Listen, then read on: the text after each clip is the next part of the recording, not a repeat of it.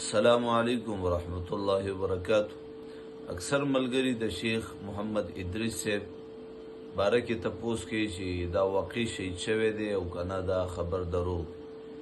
زما محترمو، مرګ دا یو حقیقت دی او د مرګ نه خلاصېدل نشته، دا یاد ساتئ.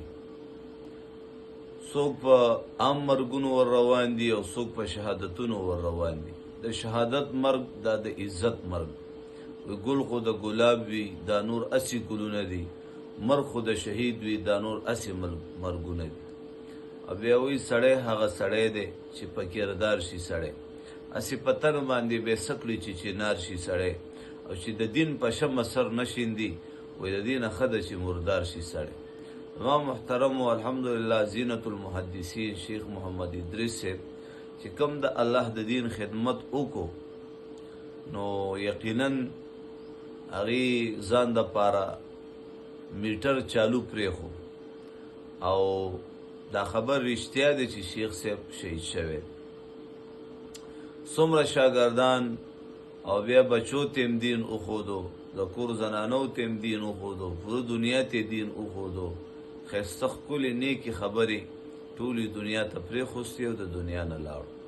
زما محترمو، قیامت تر ورځې پورې څومره خلک د شیخ صاحب د دې درسونو نه فایده اوچتئ، د شیخ صاحب بیانونو نه فایده اوچتئ، نو انشاءالله العزیز الله جل جلاله به د شیخ صاحب درجات بلندی. او دا یقیني خبره ده چې د کم عالم علم او د هغې دینی خدمات الله قبول کړي، هغې ته د شهادت مرګ ورکړي. بقول شهید شیخ رحیم الله حقانی شهید رحمت الله علیه به فرمایل. زما محترمو، اوس دا کومو ظالمانو چې شیخ صاحب شهید کړی، هغه د دنیا خلکو نه پټ شي خو د الله نه نشي پټېدی. تاسو به د دې خلکو ضلالت وګورئ، هلاکت به په خپلو سترګو وګورئ. د خپلو علماو قدر وکئ، د خپلو شیوخو قدر وکئ، د خپلو حافظانو قاریانو قدر وکئ، د مسجد د امام قدر وکئ. وی په ژوند زما اونو کړو قدر، پس له مرګه مې بیا مه جاړه په قبر. نو په ژوند باندې د خپلو والدینو، د خپلو علماو، زما محترمو، قدر احترام خدمت کول پکار دي. بعد کې بیا موږ او تاسو ټول افسوسونه او ارمانونه کوو، د هغې څه فایده. او بله دا موږ او تاسو ټوله پکار دي چې د دې مرګ دپاره تیاری وکړو. ولې چې مرګ به موت عالم راځي. تاسو که دا وایئ چې شیخ صاحب شهید شو او وفات شو، خو موږ او تاسو به هم وفات کیو.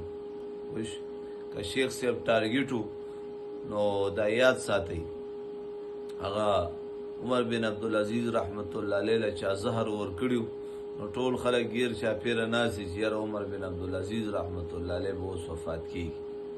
هغه کېناستو، وایي تاسو ما ته ګورئ چې یاره ما له چا زهر راکړي، زه به اوس وفات کېږم. وایي دا چاله چې زهر نه دي ورکړي هغه به وفات کېږي. زما محترمو، د مرګ نه خلاصېدل نشته. راځئ چې د خپلو علماو سره مینه وکړو، محبت وکړو، توبه وباسو، د دې پټو پټو ګناهونو نه نور منع شو. د دنیا عرضي زندګي ده، دا ختمېدو والا. درخواست کوم، زم نیت کوم، تاسو نیت وکئ چې انشاءالله د خپل رب سره صلح وکړو، چرته مې ښاد او آباد اوسئ.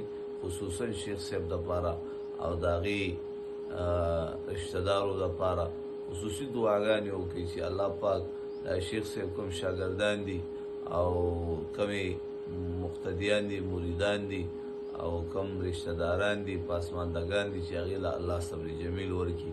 الله دې د شیخ صاحب کامل مغفرت نصیب وفرمایي. الله دې د شیخ صاحب درجات بلند کړي.